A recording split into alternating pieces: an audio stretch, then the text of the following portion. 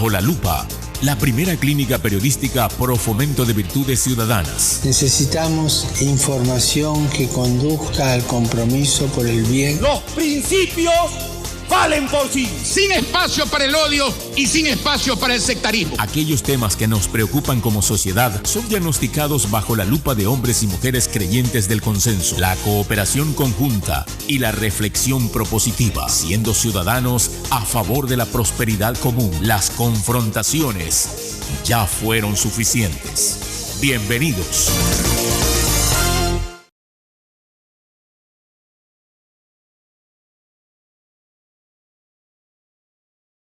Sentido saludo, querida audiencia, la clínica periodística Ciudadana Bajo la Lupa. Una vez más, un panel virtual para seguir fomentando reflexión ciudadana, pero sobre todo para seguir precautelando uno de los derechos, por no decir el más humano que existe, el derecho a la salud. Hoy, con la bióloga molecular Diana García Ramón, docente e investigadora de la Escuela de Medicina de la Universidad Internacional del Ecuador, con la doctora Andrea Gómez Ayora, epidemióloga, docente y está haciendo su doctorado en salud pública en la Universidad de Chile, y con el doctor José Guevara, presidente del laboratorio Interlab. A todos buenas noches, bienvenidos a Bajo la Lupa. Buenas noches, Javier. Buenas noches, muchas gracias por la invitación.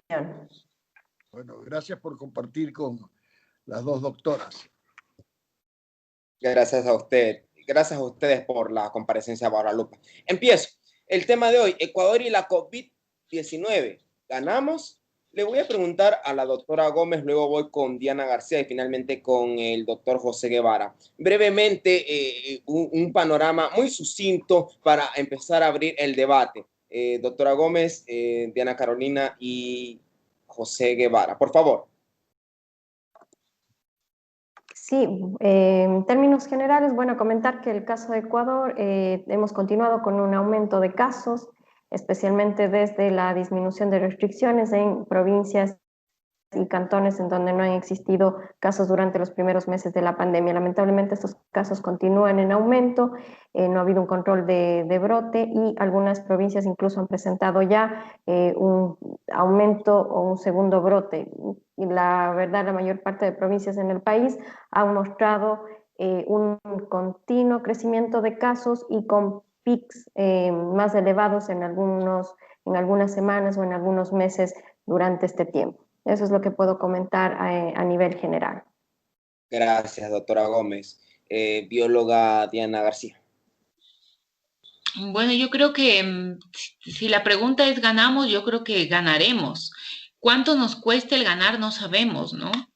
Porque, como ha dicho Andrea, este proceso de la enfermedad ha sido realmente un proceso que siempre ha ido incrementando y que todavía no hemos llegado a una curva o a un pico. Siempre hablamos de llegar a un pico y todavía no hemos llegado a ese pico. No sabemos si hemos llegado a ese pico.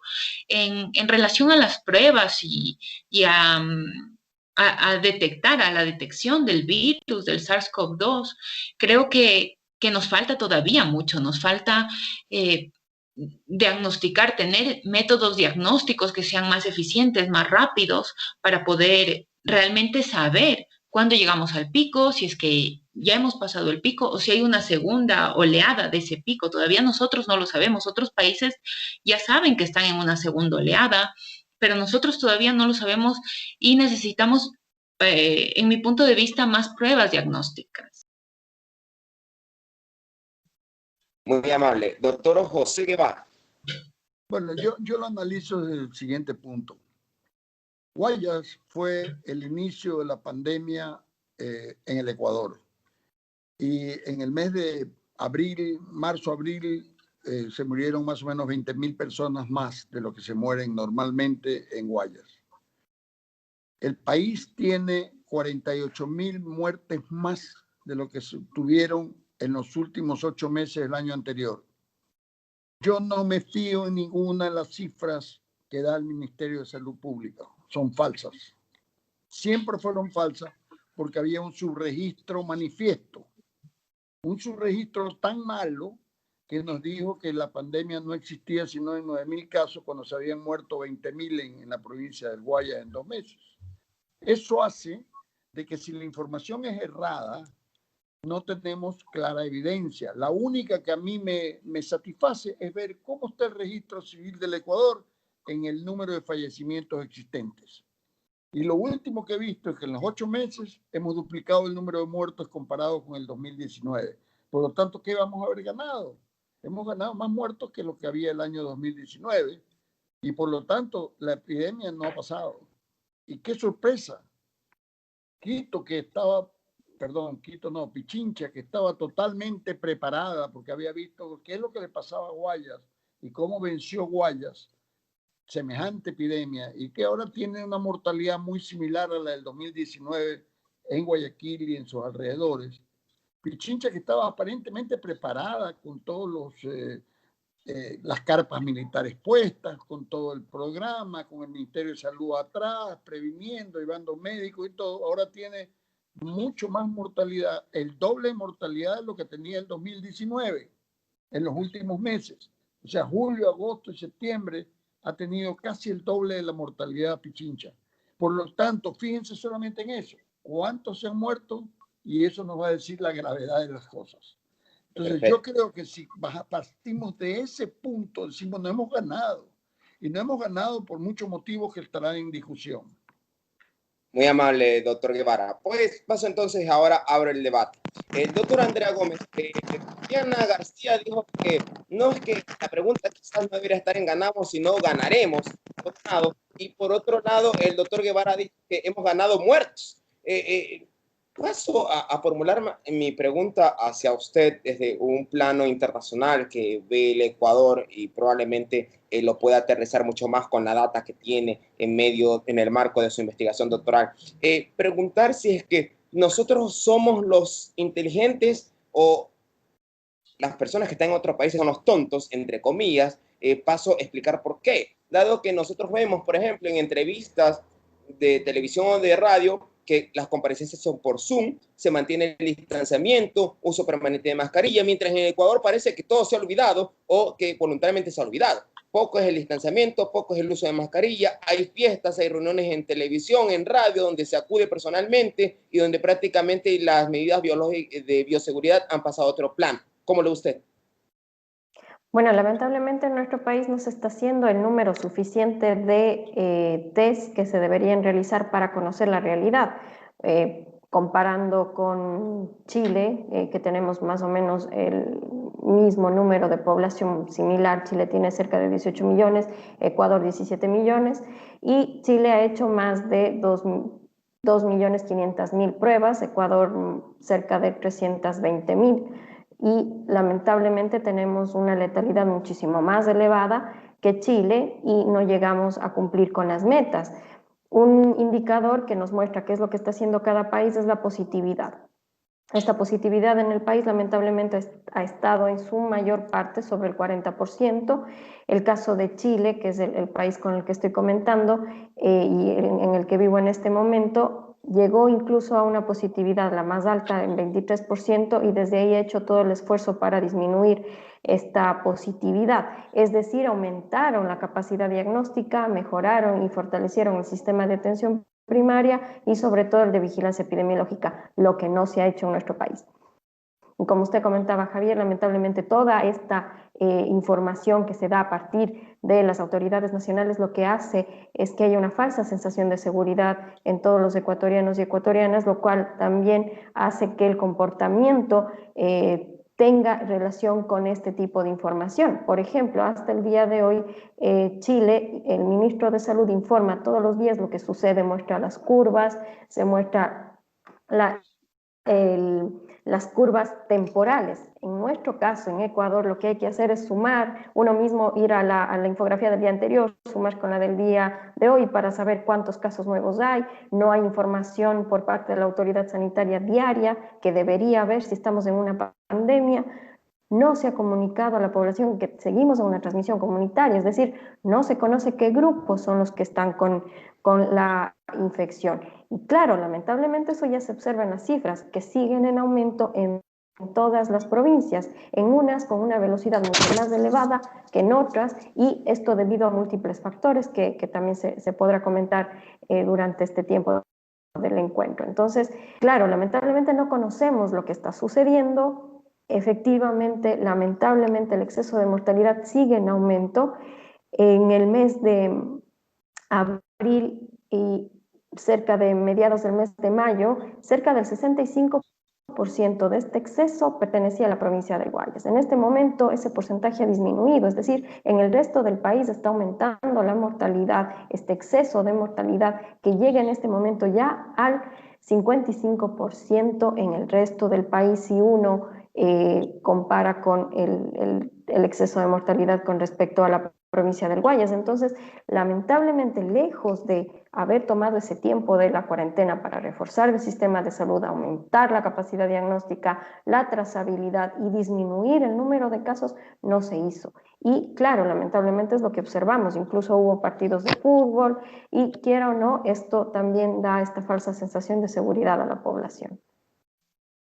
Considera, Andrea Gómez, considera que probablemente ese ejemplo que dan las autoridades en general suma de manera clave en el mensaje que se traslada a la población, muy especialmente cuando, por ejemplo, la población observa en televisión que la autoridad a ratos usa la mascarilla, a ratos no, que la autoridad cae en los círculos sociales, parece que se le olvidó que todo esto existe en respecto a la pandemia y que aquí no pasa nada, o que probablemente la famosa prueba rápida es la determinante en esto, y como la prueba rápida es que no tengo nada, entre comillas, pues no pasa nada.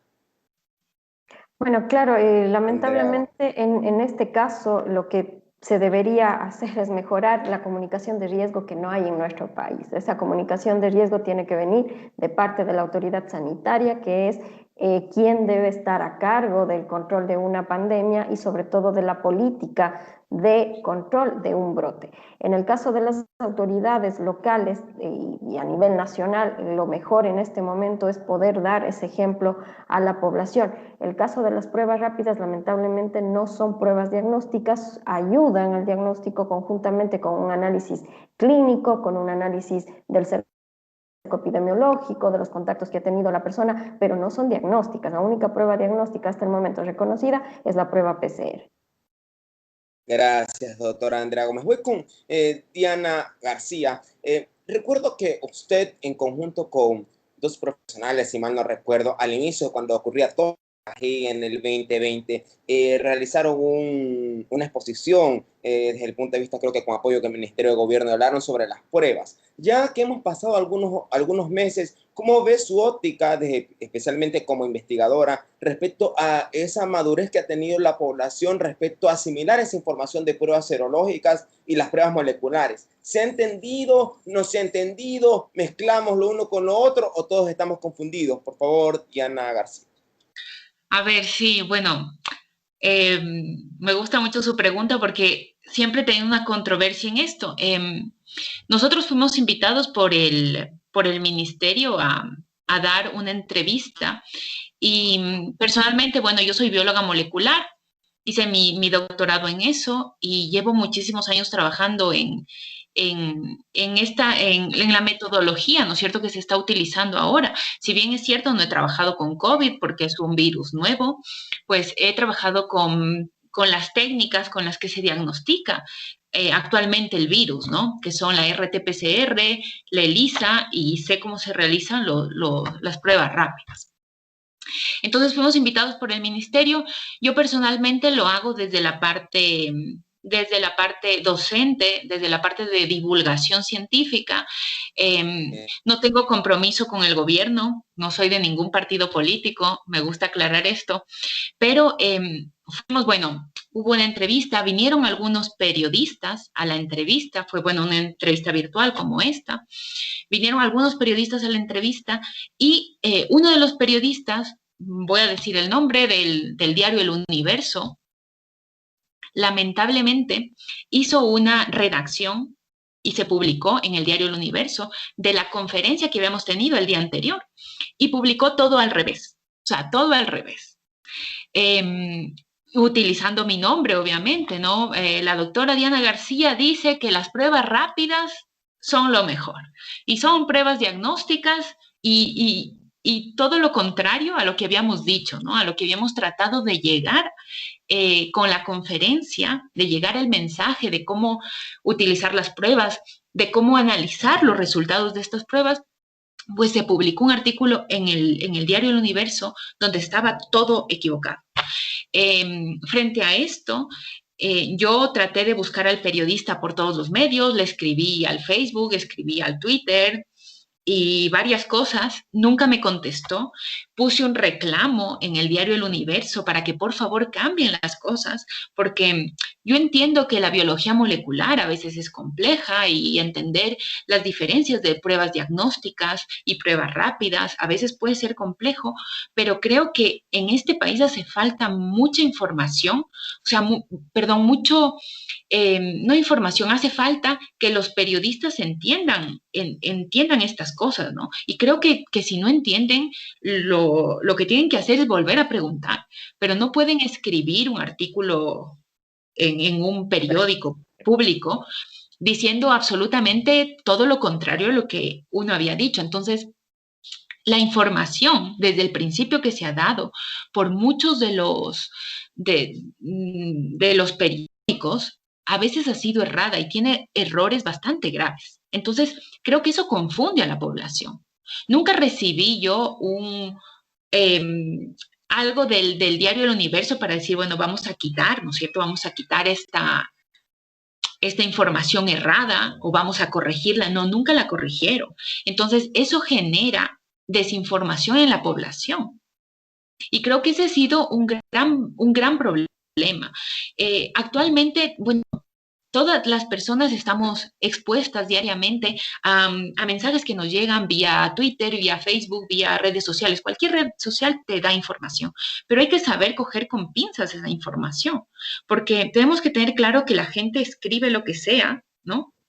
Y bueno, parece que el Internet lo aguanta todo, pero tenemos que buscar información confiable. Y creo que ese es un problema que ha habido en nuestra sociedad, que la información no ha sido verídica, no se ha dado una buena información desde el principio. Por ejemplo, al principio, cuando empezó la pandemia, era muy vergonzoso ver que autoridades decían, se referían a las pruebas que estaban haciendo como diagnóstico, en vez de decir que se realizaba por RT-PCR y que es una amplificación de fragmentos, pues decían una secuenciación. Decían, estamos realizando las pruebas por secuenciación. No, eso no era así. Entonces, tenemos esa mala información desde la cúpula, o sea, desde la gente que nos representa en temas de salud a nivel gubernamental, han tenido errores muy graves que creo que ha confundido a la sociedad, creo que confunden a la sociedad. Y luego hay algo muy importante, que en este país al principio se vendían pruebas rápidas, test rápidos, en el Internet. O sea, tú entrabas al Internet y podías conseguir pruebas en $2-3 por muestra, ¿no? $5 por muestra. Entonces la gente empezaba a comprar. Entonces nunca hablaron de si esas pruebas, esos test rápidos, eran válidos o no eran válidos. Entonces, bueno, nosotros en la exposición que hicimos, dimos todo este procedimiento de validación, cómo tiene que ser, que hay pruebas, únicamente hay pruebas validadas, ¿no es cierto? Y hay pruebas que están comprobadas y que hay organismos del gobierno que tienen que encargarse de que esas pruebas estén validadas. Pero realmente no sé qué se ha hecho en torno a esto.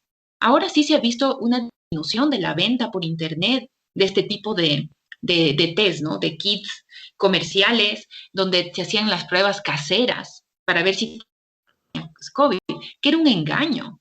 Entonces, no ha habido una buena información y no ha habido un buen control por parte del gobierno en esto de las pruebas, en todo de pruebas, ya sea de diagnóstico o test rápido. Gracias, Diana García. Voy con el doctor José Guevara. Una perspectiva académica y también académica por parte de la bióloga Diana García, pero ya pregunto en el terreno, en el campo, ¿cómo ha vivido esto, doctor José Guevara, respecto a la interacción del ciudadano y la prueba? Y si usted me dice en un inicio que parecería que hemos ganado muertos. Le pregunto, la prueba entonces no lo fue todo, doctor José Guevara. Bueno, es que nadie con una prueba se salva. Con la prueba diagnosticas, con la PCR o la reacción de polimerasa, diagnosticas, pero no salvas a nadie. Entonces ya depende cuál es el protocolo que está implantando cada población, cada ministerio, cada sociedad médica y las discrepancias que han habido. Si ustedes se acuerdan cómo comenzó la OMS, dice, dale solamente paracetamol y espera a los que ya se están ahogando para que entren a terapia intensiva o a cuidados intensivos, a darle oxígeno y respiradores. Y el resultado, la mortalidad era tremenda. Después vinieron las controversias. Salen trabajos con hidroxicloroquina y después trabajos que la hidroxicloroquina no vale. Salen trabajos con ivermectina y después que no vale. Salen trabajos con usar dexametasona. Inicialmente el OMS decía que era prohibido usar corticoides. Entonces, no solamente es la prueba, sino el manejo de los pacientes. Y lo más importante que yo veo es que tiene tal diversidad de presentación la enfermedad que no solamente hay que hacer la prueba, sino identificar qué va a hacer la enfermedad. Si tú tienes un COVID, este puede atacar el sistema de coagulación, puede atacar el sistema de transporte de oxígeno y puede atacar los procesos inflamatorios. 3 puntos fundamentales para decirte cuál va a ser el que va a estar más grave. Y ese es el marcador que no se usa en los ministerios o en la salud pública, y en muchos casos eso es lo que pasa, que actuamos tardíamente por no identificar qué paciente. Por supuesto que sabemos que el que tiene comorbilidad, que el que es mayor, que el que es diabético, hipertenso, con enfermedad pulmonar, con enfermedad inmunológica, tiene mayor mortalidad. Pero no solamente ellos. Puedes tú tener una persona de 50 años y que debuta con mucha reacción porque su carga viral posiblemente fue muy alta. Entonces, depende de la carga viral que ha tenido el paciente para que desarrolle una enfermedad más agresiva. Y esa es la que provoca mucha mortalidad. Entonces, lo que hay que hacer es evitar que los pacientes lleguen a ir a terapia intensiva. En la mayoría de los estudios están entre el 50 y 70% de los pacientes que entran al respirador que fallecen. Entonces, el objetivo es actuar precozmente, identificando qué está haciendo el virus en ese organismo, para hacer y actuar precozmente. Y depende de qué protocolo vas a usar. Yo creo que hasta ahora no hay una droga que te cura el COVID. Y yo soy clínico, endocrinólogo, es profesor de farmacología y de medicina interna, y les puedo decir que esta es una enfermedad que todavía no la conocemos bien, y lo que hay que hacer es tratar de usar lo que mejor vaya individualizando el tratamiento. Y esa individualización del tratamiento es el que nos va a disminuir la mortalidad. Aquí en Guayaquil se actuó muy agresivamente y se ha bajado la mortalidad. Si ustedes ven la mortalidad de Quito en este momento es mayor que la de Guayaquil cuando su población es menor.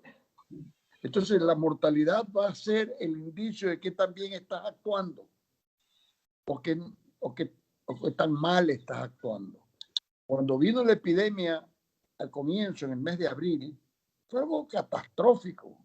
Aquí no existía sistema de salud, no existía oxígeno, no existían ninguna pruebas, no, la gente se contaminaba y no se sabía, según el Ministerio de Salud, darle paracetamol y nada más, hasta que empezó a modificarse la conducta terapéutica de los pacientes. Entonces la ciudadanía en este momento ya estaba despierta en Guayas, en Guayaquil, y apenas comienzan los síntomas. Por ejemplo, yo ya esperar una prueba rápida cuando el paciente tiene perdido el olfato y perdido el gusto es retardar un tratamiento que ya hay que iniciar.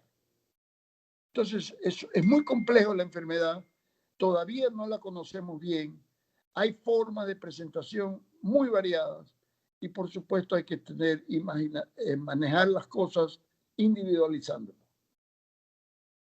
Doctor Guevara, solamente antes de pasar con Andrea, ya usted, laboratorio, desde donde acude el potencial paciente. ¿Cómo ha visto a esta fecha esa concurrencia que ha tenido frente a la prueba PCR o a la prueba molecular? ¿Está todavía en márgenes altos? ¿Ha ido bajando? ¿O hay una propensión de ese potencial paciente hacia las pruebas serológicas o rápidas? Mira, ya no, las pruebas rápidas yo prácticamente no las uso. O sea, las pruebas rápidas para mí tienen muy mala indicación, porque primero que se presenta positivo entre el 8º o 9º día, la IgM y la IgG se presentará a los 14 o 15 días. Entonces, usted tiene un periodo de latencia de 7 u 8 días en el cual no sirve. Entonces, usted puede estar infectado y estar contaminando, o puede ser un contaminante asintomático que está en contacto y usted le quiere diagnosticar con una prueba rápida y el paciente va a seguir contaminando a todo el mundo. Entonces, Quiere decir, perdone que lo interrumpa, quiere decir que es un error entonces quienes acuden a fiestas o reuniones y dicen estoy sin mascarilla, no conservo el distanciamiento porque me hice una prueba rápida hace minutos y no pasa nada. Error garrafal. Garrafal. El señor se puede haber infectado 2 días antes o 3 días antes y estar transmitiendo. Lo primero es que, bueno, hay un grupo que son los asintomáticos, que es muy difícil decirle a la población entera hágase un PCR. Eso es muy difícil, pero el que ha estado en contacto con uno positivo tiene que hacerse posiblemente con mucho más alto con posibilidad de contagio y por lo tanto hágase un PCR familiar. Ahora yo estoy viendo eso. Muchas familias que ya conocen, se infecta un chico, a veces un joven, pocos síntomas, sale positivo, él se hace la prueba a toda la familia y salen contagiados toda la familia. ¿Por qué? Porque estuvo asintomático el chico. Por eso es que en el municipio de Guayaquil no quiere abrir las escuelas. A mí me parece que va a tener que hacerlo en algún momento dado, pero ese es el principio, que el asintomático generalmente es un joven que no tiene sino un poquito de gripe, un malestar general y está contagiando y posiblemente contagia al abuelo o contagia al papá y se hace un contagio familiar, que es lo que se está viendo. Yo al menos estoy viendo eso, contagio familiar. Y la enfermedad no la vamos a vencer tan fácilmente. La vacuna no va a ser la solución inmediata. Las medidas de precaución, por supuesto que hay que hacerlas. El lavarse las manos, el evitar el contagio, usar protección con mascarilla, pero todas esas medidas ya las venimos haciendo desde marzo, ¿o no? Que incumple la gente, sí, incumple la gente, pero imagínense usted, si no se mueren del COVID, se van a morir de hambre, pues algunos, porque si le inhibe de salir a la calle, de trabajar en países pobres, subdesarrollados, esa gente tiene alto grado de mortalidad por desnutrición. ¿Cómo le dan de comer a sus hijos si no pueden salir a vender? Entonces hay ambientes en que hay que abrirlo. Yo creo que las medidas de protección no van a ser suficientes nunca. La enfermedad va a seguir endémicamente. Una pandemia se va a volver en una endemia crónica. Gracias. Gracias, doctor José Guevara.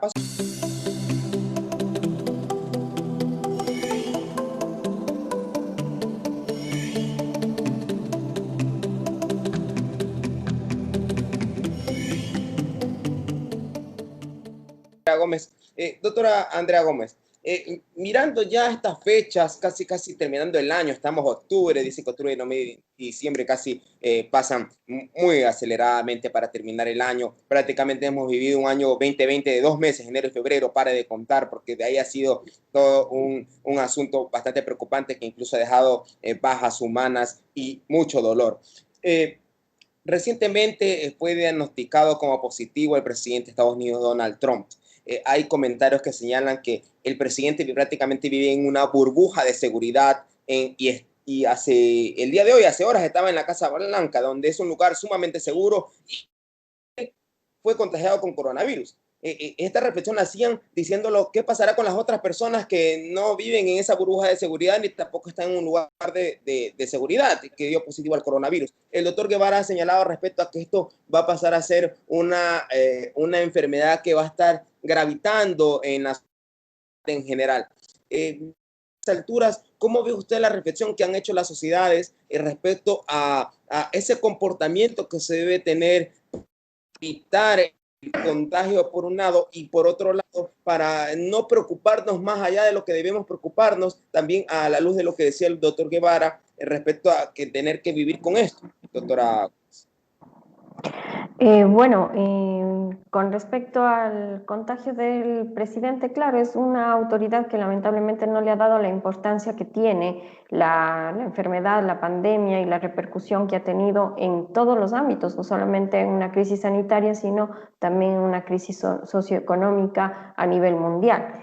Y claro, el bajarle la importancia que ha tenido se ha reflejado también en el número de casos que ha tenido Estados Unidos, que ha sido uno de los más elevados también a nivel mundial, y también el número de fallecidos.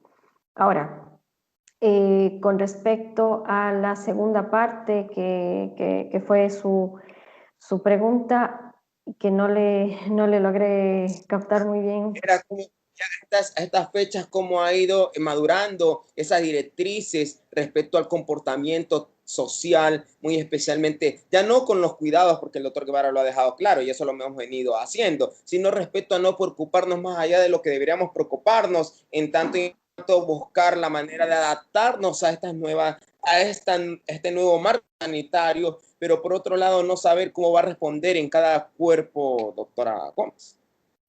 Bueno, en el caso de nuestro país específicamente no se ha hecho esta comunicación de riesgo que comenté anteriormente, lo cual nos daría también un conocimiento de lo que está sucediendo, ¿no? No sabemos cuál es nuestra probabilidad de contagio al salir a la calle.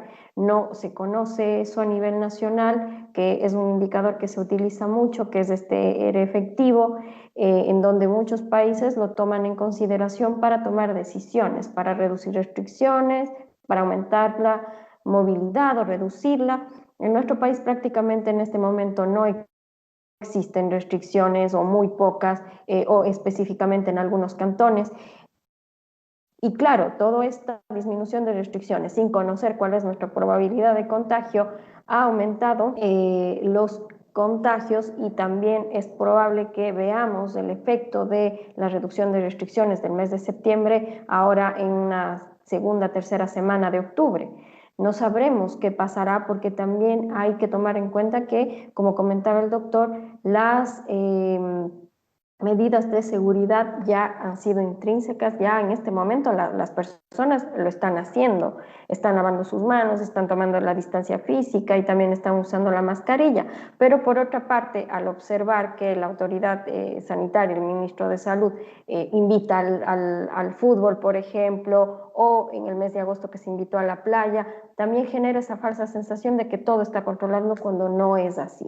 Lamentablemente, como comentaba anteriormente, el número de fallecidos ha seguido en aumento y veremos diferentes tipos de olas que dependerán de cómo reaccione la población, pero sobre todo, y esto es muy importante, se ha invitado a salir a las personas a la calle, pero sin darles la seguridad que deberían tener. Es decir, no se ha hecho un control de pandemia, no se ha aumentado la capacidad diagnóstica a nivel nacional, el costo de las PCR son muy elevados, está sobre los $100 en el país vecino Colombia cuestan $25, en Europa cuesta 7 euros, en algunos países lo brinda el mismo Ministerio de Salud, como es el caso de Uruguay. Uruguay está haciendo más de 100 test por caso positivo. Un caso positivo y 100 test que se han realizado personas que han dado negativo. En el caso de Ecuador, ¿cuál es ese indicador? Es de 3 test por cada caso positivo. Estamos perdiendo de vista todo el panorama, y no solamente ahora, y que lamentablemente ahora se necesitaría un esfuerzo mucho más grande porque hay muchos más casos de los que teníamos en marzo. Entonces, no se hizo lo que se debió hacer durante la cuarentena, que era reforzar el sistema de salud en todos los niveles y sobre todo el sistema de vigilancia epidemiológica. Dentro de la estadística también reforzarla. Hasta ahora hay problemas, un día suman casos, incluso cuando uno revisa las curvas observa cómo aumentan casos incluso de meses anteriores, estamos hablando del mes incluso de marzo. Entonces hay muchas cosas por mejorar que se deberían hacer por parte de las autoridades para ahí sí invitar a las personas a que salgan, a que tomen sus actividades, pero dándoles la seguridad que debería darles el Ministerio de Salud Pública y respetando también la Constitución, porque la salud es un derecho para ecuatorianos y ecuatorianas.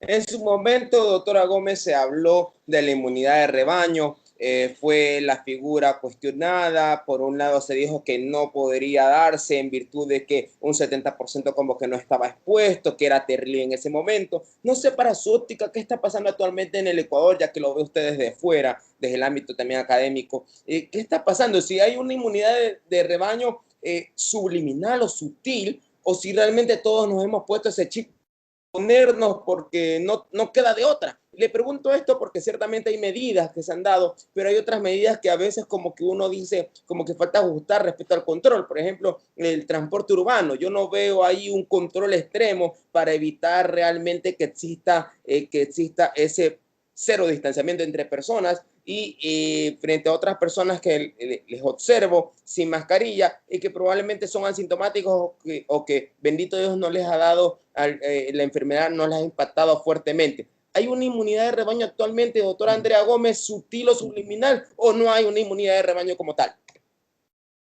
Bueno, aquí hay que tomar en cuenta que el término de inmunidad de rebaño en epidemiología se lo usa para saber cuántas personas se necesitan para que no se contagien otras personas. Entonces, ese término se ha mal utilizado durante todo este tiempo para hablar de una inmunidad natural, que hasta el momento la evidencia muestra que esta producción de anticuerpos por parte del ser humano no dura más de 3 o 4 meses. Todavía falta evidencia para saber si es que nos da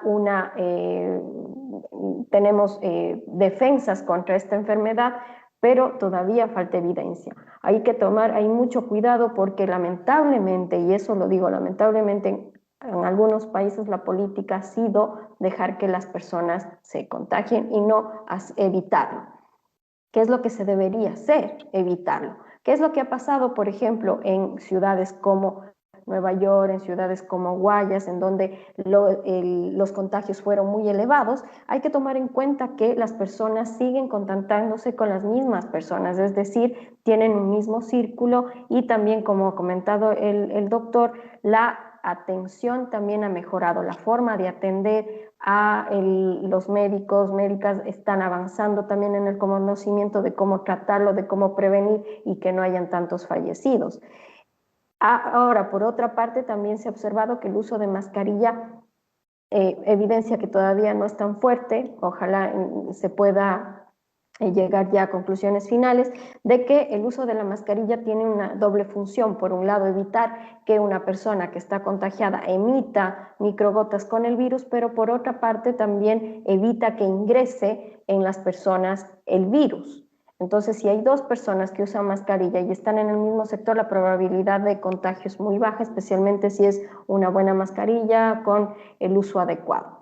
Eso. Ahora, también ha mejorado otro tipo de acciones, como por ejemplo tener los lugares ventilados en el transporte, si es el transporte público, las ventanas abiertas, lo cual también reduce la probabilidad de contagio, lo cual es muy importante. Y otras acciones como por ejemplo hacer pesquisas, y ahí sí sirven y sirven de gran importancia el uso de las pruebas de anticuerpos, que pueden ser estas pruebas ELISA también, o las pruebas rápidas, pero para determinar prevalencias y conocer cómo se está comportando el virus. Tener un estudio poblacional, no a nivel más bien individual. Y todas estas acciones que se han hecho en varias provincias, especialmente por las autoridades locales, dígase los GATS municipales, que han invertido en pruebas, que han invertido también en contratar personal de salud, que ha hecho un gran esfuerzo por ir incluso de casa en casa para conocer cómo está la situación. Todas estas acciones, que son acciones de prevención, de vigilancia epidemiológica, ayudan a disminuir la probabilidad de contagio. Gracias, doctora Andrea Gómez. Doctora Diana García, ¿cómo usted ve desde el ámbito académico que se ha ido reflexionando, no solamente los académicos propiamente dicho, sino también los médicos respecto a este uso de las pruebas, tanto las serológicas como las moleculares, ya a estas alturas, prácticamente octubre de 2020 a nivel mundial, con el uso de las pruebas y también con la interacción que ha tenido la propia comunidad académica en ir retroalimentando un virus y una enfermedad que de a poco la vamos descubriendo? Bueno, yo creo que aquí en el país, bueno, siempre el tema salud, educación e investigación siempre ha sido un tema olvidado por el gobierno. Y creo que es algo que en esta pandemia nos ha hecho reflexionar que necesitamos mejorar. Creo que algo bueno de esta pandemia ha sido que hay muchos científicos que están haciendo divulgación científica por los medios de comunicación. Entonces, creo que están llegando o están tratando de llegar más a la comunidad. Ese es el aporte desde la academia. Ahora también aquí en Ecuador existen grupos de investigación que están tratando de hacer, por ejemplo, han hecho secuenciación de genomas para ver si es que hay mutación en los virus. Hay un caso publicado de reinfección, o no sé si está ya publicado o se va a publicar, de reinfección en una revista científica de impacto internacional. Entonces, desde la academia, creo que se está tratando de hacer cosas con los pocos recursos que tenemos, porque realmente aquí no se aporta dinero a la investigación. El dinero que nos dan para investigación es muy poco, pero creo que desde el lado que podemos hacerlo, lo estamos haciendo. Por medio de divulgación científica. Por ejemplo, en la universidad donde trabajo hay un grupo que se encarga de hacer revisión de papers, de artículos científicos que están indexados para, de esa manera, han creado una página y tenemos una página que es gratuita, puede todo el mundo ingresar y se hace un análisis de los artículos científicos a nivel internacional para los médicos, para que ellos sepan más o menos qué decisión tomar o cuándo tomar una decisión y cuándo tomar otra decisión en respecto todo al COVID, ¿no? Entonces, creo que sí se está aportando. Hay aportes de las universidades, de grupos de médicos, de grupos de científicos. Aportamos en lo que podemos, en lo que sabemos para dar ese conocimiento a la población, porque creo que, como lo han dicho anteriormente Andrea y también el doctor Guevara, no somos realmente muy conscientes de que esto es un virus, es una pandemia y estamos expuestos. Y como lo has dicho tú, ahora hay gente que se reúne sin mascarillas, que hay más contacto social, porque ya estamos cansados de vivir 6 meses aislados, pues entonces nos queremos reunir, ¿no? Queremos reunirnos, queremos vernos y no cumplimos esa medida de seguridad muchas veces porque no creemos en el virus, porque la gente no cree en el virus o cree que no te va a pasar. Pero como han dicho, no es así, ¿no? No es así. Cuando te llega y lamentablemente tenemos un sistema de salud público que está saturado. Entonces tenemos que seguirnos cuidando, tenemos que seguir siendo responsables desde nuestro cuidado personal, porque el gobierno no puede cuidarnos si realmente no nos cuida, ¿no? No nos da medidas para cuidarnos, no da medidas ni de cuidado a sus propios médicos en los hospitales, no les da todas las medidas de bioseguridad, peor nos va a dar a la ciudadanía en general, entonces tenemos que hacerlo nosotros. Para pasar con el doctor Guevara, le pregunto a Diana García, si tuvieran un minuto, por favor, que usted dirigirse a una persona o a un colectivo de personas que no tiene conocimientos de medicina, que son personas comunes y corrientes, probablemente profesionales en alguna otra rama. Doctora Diana García, ¿cuál es la diferencia entre una prueba molecular, entre una prueba serológica y una prueba de antígenos? ¿Qué le diría usted? Ya, es diferente. Yo lo que les diría que sirve para diferentes cosas. Una prueba diagnóstica que te diagnostica si tienes en ese momento la enfermedad es una prueba RT-PCR, es las pruebas PCR. Ahora, si tú quieres saber si pasaste la enfermedad, posiblemente tú utilices una prueba de ELISA o una prueba rápida, porque te mide si es que tienes anticuerpos de memoria. Sin embargo, estas pruebas son menos sensibles y menos específicas, entonces hay que manejarlas con cuidado. Pero la prueba que te diagnostica, si tienes en ese momento, si estás infectado por SARS-CoV-2 y tienes la COVID-19, es una RT-PCR. No hay otra prueba. El doctor Elmer Huerta, consultor de CNN, recientemente se pronunció respecto a unas pruebas de antígenos que son parecidas a las pruebas moleculares, pero él señaló que estas pruebas de antígenos prácticamente deberían ser descartadas porque su sensibilidad es muy baja. Al respecto, Diana García coincide con ello. Realmente no sé a qué prueba se refiere, pero realmente sí hay que ver la sensibilidad y la especificidad de cada prueba. Es decir, cuántos falsos positivos y cuántos falsos negativos te puede dar una prueba. Y ese es el problema que han tenido muchos test rápidos, que tienen una baja sensibilidad y una baja especificidad. Y entonces te pueden estar dando a ti un resultado de que eres negativo, pero realmente estás positivo, incluso. Entonces, ese es el problema que tienen estas pruebas. Hay que manejarlas con pinzas. Primero hay que comprar pruebas que estén validadas. Segundo, tienes que tener un personal capacitado que te haga la prueba, aunque parecen fáciles y rápidas, y que te interprete los resultados. Gracias, doctora Diana. Doctor José Ibarra, ya a estas alturas, ya cuando dice Diana Carolina, coincido, todo el mundo desea salir, ya estamos hartos de este bendito encierro, quienes realmente de alguna manera buscamos ser un poco más incisivos en los cuidados, esa bendita mascarilla que la usamos todo momento, a ratos prácticamente parece una tortura para quienes la usamos, muy especialmente para nuestros adultos mayores, pero en todo caso, doctor Guevara, ¿cómo ya ve un poco ese comportamiento de la población actualmente? ¿Lo ve excesivo? ¿Lo ve que aún hay, decían en el New York Times, por ejemplo, que hay una especie de facción respecto a las medidas frente al COVID? ¿Cómo lo ve usted?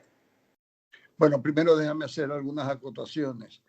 Es sorprendente que tengamos en el Ecuador el doble de muerte del año pasado y no se ha hecho una autopsia por COVID.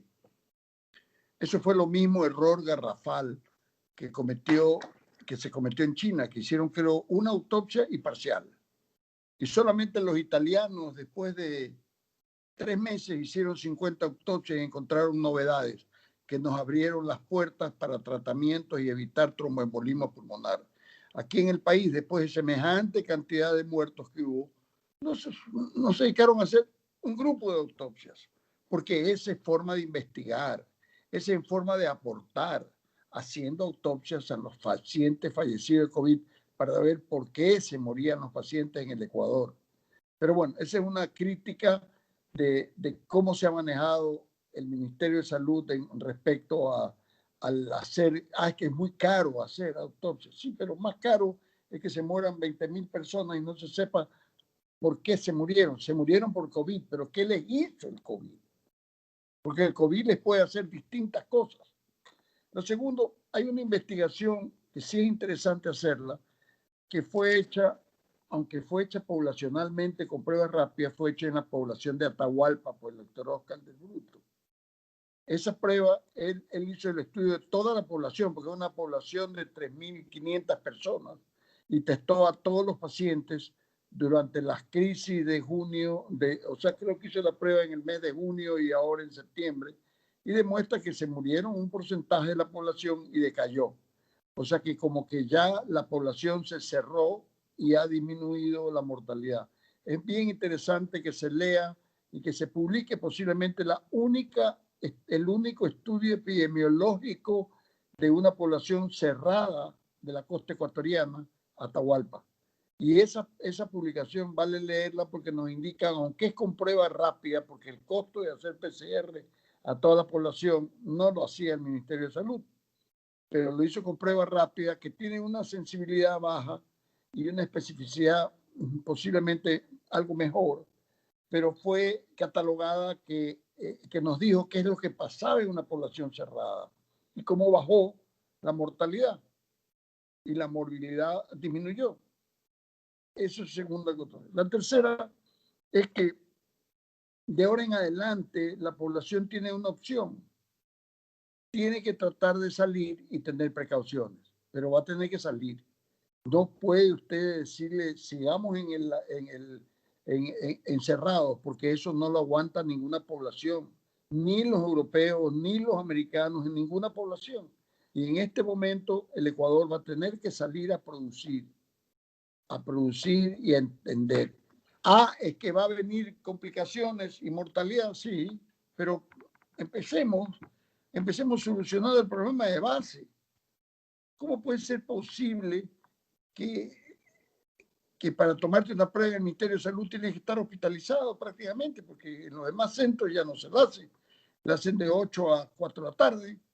El Ministerio de Salud no cobra, o sea que también como en Chile, si el Ministerio de Salud tuviera las pruebas en todos sus centros de salud para tomar la muestra y centralizarla, bueno, podríamos haber aumentado el número de pruebas.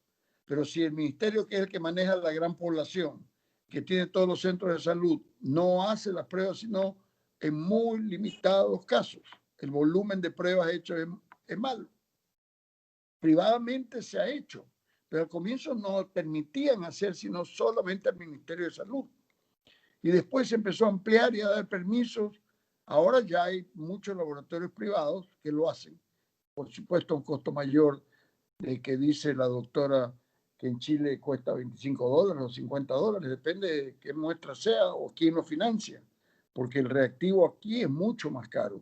Y vino un momento dado los reactivos extremadamente caros, porque había una especulación tremenda con el uso de reactivos. Ahora han bajado porque ya se estabilizó, ya se importan, ya están mejor aprovisionados el mercado, y eso ha hecho que el diagnóstico sea más rápido.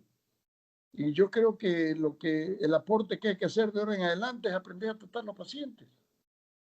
¿Por qué ya nos tenemos que decir solamente dedicarnos a la prevención? Muy bien, pero ¿y después de la prevención qué? Van a seguir existiendo casos. Yo no he visto una población que haya eliminado totalmente los casos. Creo que los chinos lo eliminaron, pero no se sabe si China realmente reporta todo. Entonces, si vamos a seguir teniendo la enfermedad, lo que hay que hacer es disminuir la morbilidad y la mortalidad. La morbimortalidad. Es decir, que traten de ser lo más leve la enfermedad, que te genere el menor ausentismo posible y la menor complicación de las personas que se van a complicar, que son los ancianos y los hipertensos, los diabéticos y los complicados. Nada más. Gracias, doctor José Guevara. Para cerrar el panel, por favor, le pido a Andrea Gómez, le pido a Diana García, le pido al doctor José Guevara sus reflexiones finales. Andrea Gómez, muy especialmente cuando lo que dice el doctor Guevara es que hay que ir con la prevención, desde su perspectiva, ¿qué sugeriría? Bueno, efectivamente, en el caso de nuestro país hay que fortalecer todos los niveles de atención, no solamente el hospitalario, no solamente el preventivo, sino todos los niveles. Hay que reforzar todos los niveles de atención y hay que tratar de cortar la cadena de transmisión lo más temprano posible. Hay que testear, hay que rastrear a todos los contactos, hay que tratar tempranamente lo más pronto posible para evitar complicaciones y hay que obviamente hacer una trazabilidad de todos los casos. Eso es lo que nos falta. Por ejemplo, en algunos países o en muchos países se informa cuántos contactos de todos los casos pertenecen a un mismo contacto. Es decir, se hace una trazabilidad y se da a conocer esos indicadores. En nuestro país no conocemos esos indicadores, no se sabe, lo cual también ayudaría a disminuir este aumento de contagios. Entonces, por un lado, la prevención es necesaria, es importante. Por otro lado, también el reforzar el sistema de atención secundaria, el sistema de atención hospitalario, y también no hay que olvidar que quienes han tenido la enfermedad grave necesitan rehabilitación, que también se ha estado olvidando y que es un tema muy importante. Por otra parte, la salud mental en todos los ecuatorianos y ecuatorianas, porque han sido meses muy difíciles, que se debería también reforzar todas estas áreas. Y claro, lamentablemente lo que vimos en estos días fue que también se ha despedido 80 médicos también. Entonces estamos hablando de que es cuando más se necesita reforzar todo un sistema de atención de salud, no se lo está haciendo. Entonces por ahí lo que ayudaría obviamente a controlar una pandemia es tener un buen sistema de salud, que en nuestro país lamentablemente ha sido debilitado aún más durante estos años. Gracias, doctora Andrea Gómez. Doctora Diana García. Pues bueno, yo por mi parte decir que hay que seguir cuidándose, que esto no ha terminado todavía, no sabemos cuándo va a terminar. En el tema de si ganamos o no ganamos, como lo dije al principio, creo que ganaremos, no sabemos a costa de qué, cuánto nos costará, porque como lo han dicho, esta crisis, esta pandemia ha reflejado una crisis en el Ecuador, una crisis una crisis a nivel de ciencia, a nivel de políticas de salud, a nivel de educación, y todo esto nos va a pasar una factura, nos pasará una factura. Entonces creo que tenemos que ser conscientes, tenemos que seguirnos cuidando, que la gente no se confíe porque hay casos de reinfección y también hay casos de reactivación de la enfermedad. Entonces no te puedes confiar. Como decíamos, esto de la inmunidad de rebaño no está probado.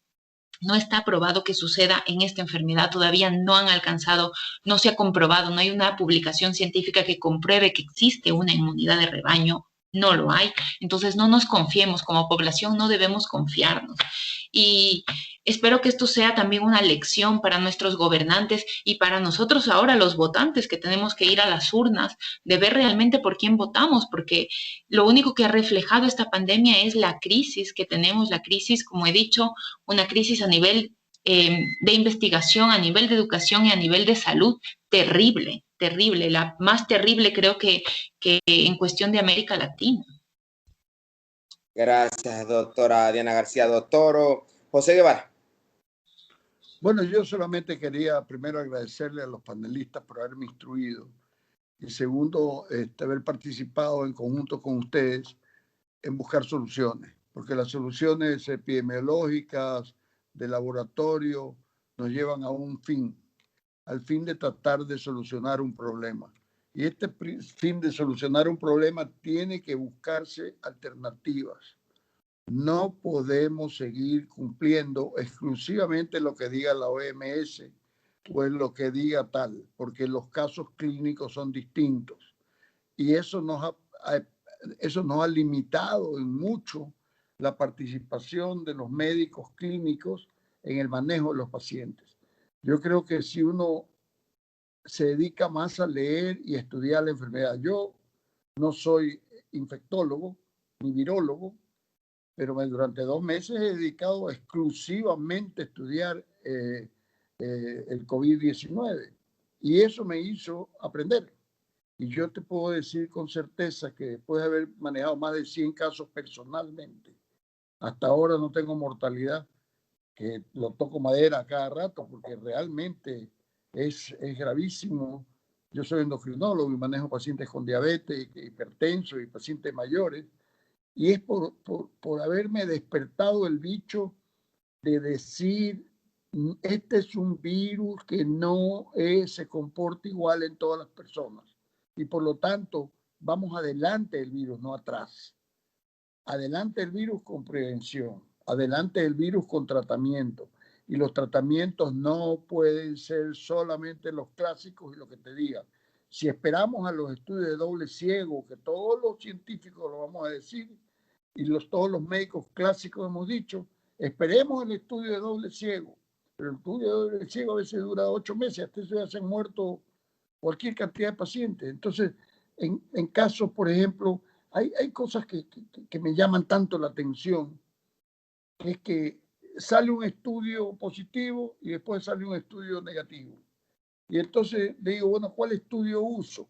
El negativo porque me gusta más a mí. Y yo te digo, ¿por qué no sigues el estudio positivo? Porque ese tiene fallas, pero el otro también tiene fallas. Entonces, en estudios clínicos no estamos claros.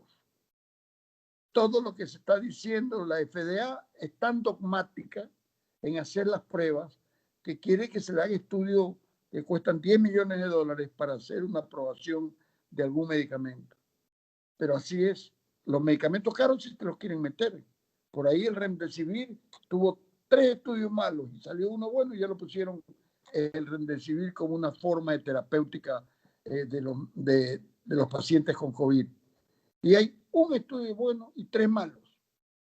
Y entonces ahí, como es caro, ese sí vale. Mientras tanto, cuando es la ivermectina, que por ahí sale un trabajo que sí tiene disminución de los virus, a ese no vale. ¿Por qué? Porque eso es barato. Ahí no hay negocio. Entonces yo discrepo mucho en las autoridades de salud que se dejan convencer de muchos estudios con deficiencias y que son perjudiciales para el tratamiento de los pacientes. ¿Por qué? Porque no los aprueban, van en contra, y basta que un médico te diga que que él hace un protocolo y le va bien, pero si no es randomizado no vale. Gracias, doctora Andrea Gómez, epidemióloga, docente y doctorando en salud pública en la Universidad de Chile, ecuatoriana. Gracias, doctora Diana García Ramón, bióloga molecular, docente e investigadora en la Escuela de Medicina de la Universidad Internacional del Ecuador, UIDE. Gracias, doctor José Guevara, presidente del laboratorio Interlab, endocrinólogo, por comparecer a la clínica periodística Ciudadana Bajo la Lupa.